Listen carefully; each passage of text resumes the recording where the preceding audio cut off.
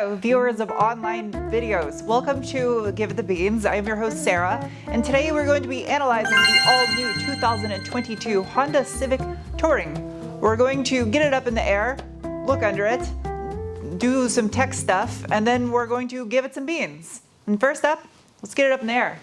There's some bird shit on the trunk. Penguins!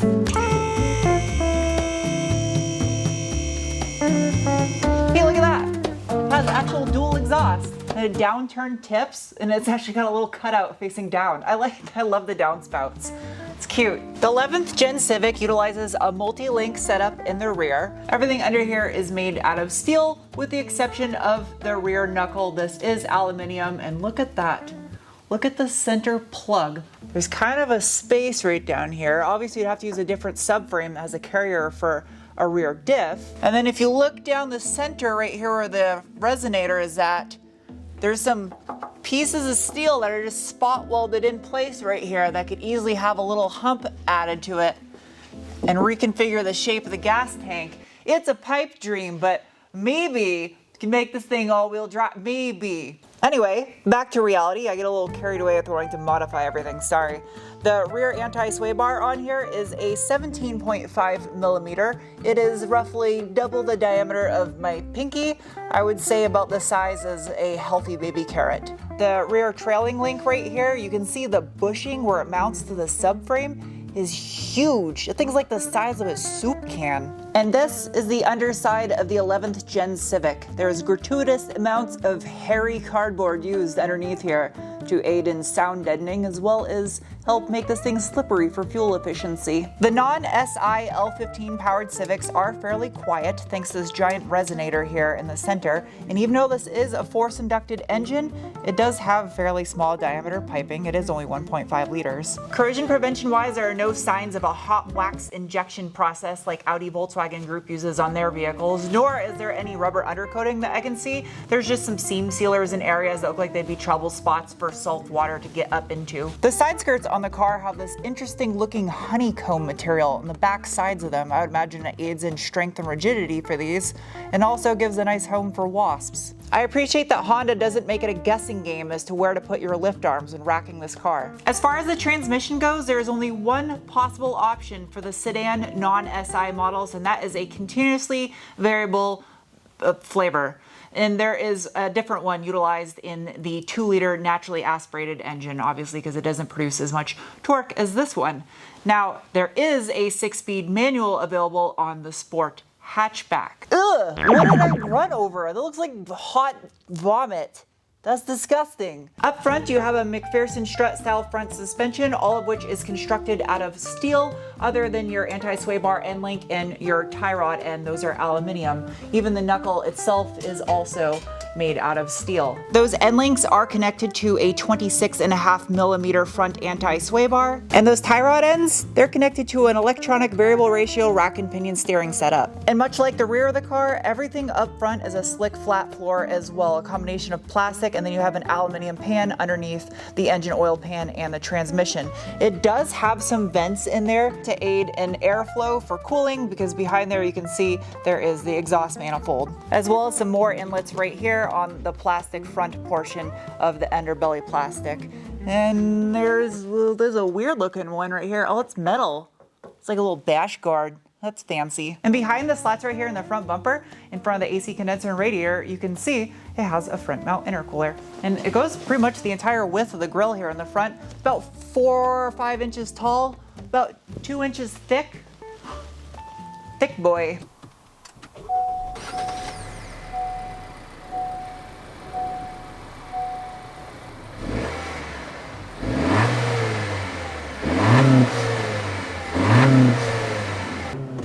There's a subtle little hiss from the diverter valve when you hit the rev limiter. In the name of science and quite possibly physics, I'm going to give this thing the beans. I have a little toggle down here in the center with 3 drive modes: Eco, Normal, and Sport. Obviously, I'm gonna leave it in Sport.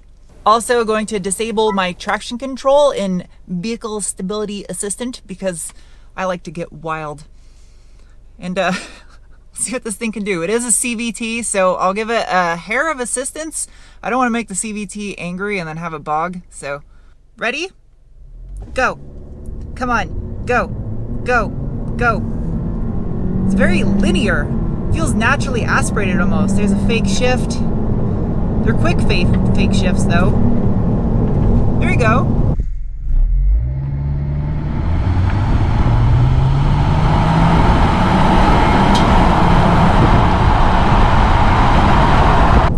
Very linear. Very, very linear. There's no torque shove down low. The only way you get that is if you roll into the throttle. Just kind of like while driving, roll into the throttle, you'll get a little shove, but from a dead stop, you would think this thing is NA the way it pulls.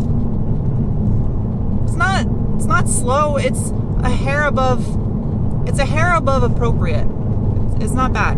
Transmitting beans into your gut through the asphalt is accomplished with a collaboration between sharks and eagles. The tires are a 235/40 18-inch Goodyear Eagle Sport all season, and the wheels are an 18x8 alloy wheel, not forged, just cast.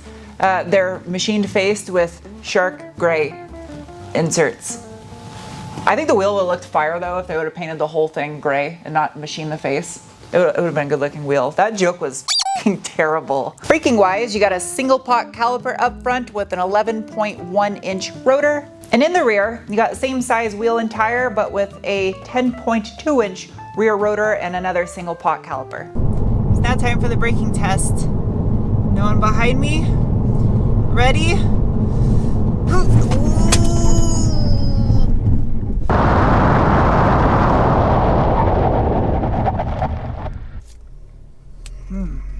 Hamburg meat. That's what that felt like. I would say average braking. Wasn't impressive, nor was it a letdown. Could be a little bit better, but I think the tires had something to do with that. Pop. Pop, pop, pop. Pop. Oh, that's a light hood. Good job. No hood strut. Fail though. Oh, that's what that's for. You're supposed to grab the foam so you don't burn the shit out of your fingers on the prop rod. Hello. Hello, and welcome to Garage Science with Sarah. Under the hood of this all-new 11th generation Civic Touring is the L15 B7, which is a carryover engine from the 10th generation. It is a 1.5 liter direct injected turbo 4-cylinder that produces 180 horsepower at 6,000 RPM and 177 pound-feet of torque at 1,700 to 4,500 RPM, which is an increase over the 10th generation of 6 horse and 15 pound-feet of torque. However, I will say this, it feels noticeably slower now. And that's because the 11th gen sedan in the touring trim weighs 3,077 pounds. And the 10th generation sedan was under 3,000 pounds. I felt the 10th generation non-SI with the L15 in it was just like the right power to weight ratio. The car felt healthy. And even though this one's got more power, if it had like 200 horsepower, that would be great. But then again, the SI has 200 horsepower, so. Digging in a little bit deeper on this L15 B7, starting with the head, it does have VTEC. However, it is only on the exhaust side of things. It has valve timing control on the intake valves. As far as the block goes, it does have a 73 by 89.5 millimeter bore and stroke with 10.3 to 1 compression ratio. The turbo is a little IHI twin scroll unit up here in the front of the engine. Ease of maintenance wise, it's still a Civic. It is a transversely mounted front wheel drive car. That's something you don't see too often on a CVT. It's not a sealed unit. It actually has a dipstick so you can check the fluid level. It's not gonna be as easy as working on your old EG hatch, but it's still a Honda, and I feel there is some thought in their engineering when it comes to ease of maintenance. I'm actually kind of noticing right now, looking at the radiator, it's got a slight camber to the way the radiator fans are mounted, almost as if the radiator itself is tilted slightly forward, which would make sense because the front bumper has a rake to it as well. They do make it possible to completely unbolt the core support on this, which would put it into a service position, making it a lot easier for engine maintenance. Little snorkel right here to induct air from your front grille to go down into the air box. It looks like it's got a fairly decent size airbox silencer built into the bottom of it though. So this is going to be a little bit different than my normal reviews because of the fact that I've been just normal city streets driving in, well, there's not really any traffic right now, but I figured since I just reviewed the all new Civic Si on my main channel, there's a link up above to that video if you guys want to check it out. There's no point in doing this on twisty, windy back roads because it's not an SI and this thing literally costs the same as an SI. So no one is going to buy this car for a performance application. They just buy the SI. So this makes more sense driving on roads like this. And I'll have to say, comparing this against the SI, when I was driving it earlier on some more windy roads, it does have sporty DNA in it. It does feel a little bit similar to an SI in the fact that you can chuck this thing into a corner and it obliges. It's not that bad handling for an economic A to B car. Now, one thing I'll have to say, at $30,000, if you're buying this as just an economical commuter vehicle, with all the new EVs that are coming out that are more and more affordable, especially after government tax credits, if efficiency is at the top of your mind, cars like this are going to get tougher and tougher for people to consider because it just makes more sense to go the EV route. Now, if you're not a fan of EV vehicles, or you just don't think they're there yet, or the charging infrastructure is not there yet, or the fact that you still got to get the electricity from somewhere else, I get it. I do think there's a bit of a miss though in the fact that the SI is only available in a manual transmission and they don't make a manual an option for all the Civic model lineup. I know there's a low take rate on that. However, the car is already engineered and capable of accepting a manual gearbox very easily, especially the fact that it has an L15 in it. They should just offer it. And if it's an inconvenience to Honda because, well, it's not peak efficiency for manufacturing because you're not going to sell a lot of them, charge a little extra money for a manual option. I'm sure the people that want a manual gearbox would gladly pay extra for a manual gearbox in their daily because the people that want one really want one.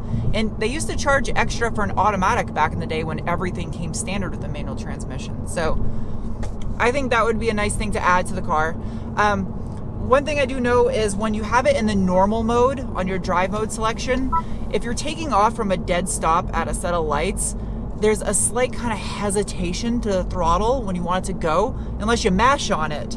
And I know that's because it's trying to be more efficient, but it was noticeable enough where I was like, all right, just put this thing in sport mode. I want to give it the beans just a little bit. Fuel efficiency wise though, not trying whatsoever to get decent fuel economy. I've been averaging a little over 32 miles per gallon over the past week I've been driving it. So I think that's okay, but I'm pretty sure if you hypermiled this thing and kept it in eco the whole time, you could highly exceed that number.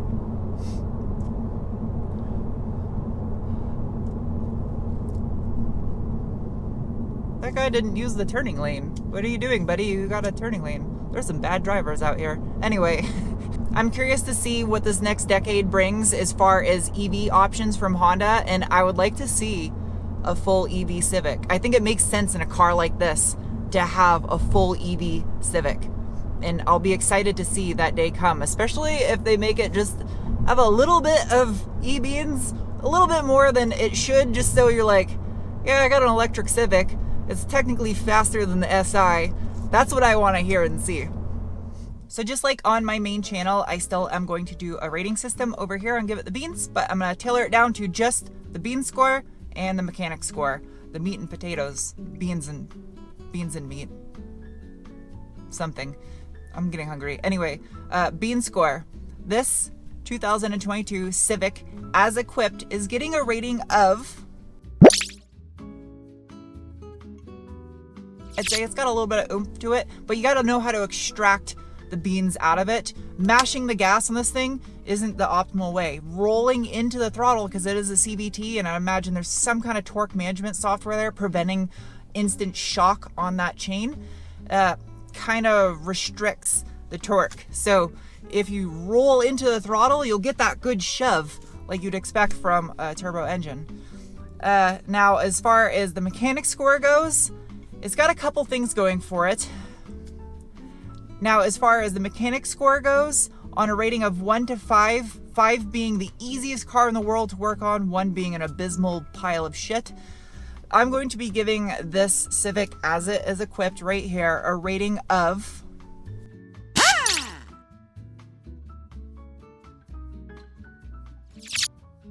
It's got some strong points, I think, overall, because it is a Honda Civic.